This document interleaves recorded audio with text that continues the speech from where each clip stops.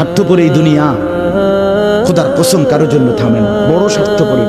হ্যাঁ, যেদিন বাপের জানাজা পড়ে, যেদিন বাপের লাশ কবরে দাফন করে, সেদিনও বংশধর সন্তান ছেলে মেয়ে ঘন্টাখানিক 2-4 ঘন্টা কাইন্দা কাটটা হইলো, রাতের বেলা ঠিকই ভাত খায়।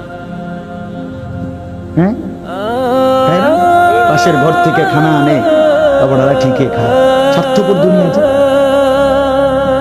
থামে না রে ভাই, থামে না দুনিয়া। ওই জন্য আমাদের কারোর জন্য থামবে না। তুমি আমি মরে গেলে শেষ। আবারও বলছি কথা, আমি মরে গেলে এরপরে পৃথিবী যত আধুনিকে হোক না কেন, আমার কি কথা বুঝছেন? আমি মরার পরে যদি সবার ঘর স্বর্ণের বাড়ি হয়ে যায় তো আমার লাভ হইল কি? আমার মৃত্যুর পরে যদি সব মানুষ আধুনিক হইয়া সাঁদের দেশেও জায়গা, আমার ফায়দা কি? আমি তো না, আমি তো মরে গেলাম। যে কবরে চলে গেল সে কি আর ফিরে আসবে? আল্লাহ আমাদেরকে বুঝ দান করেন।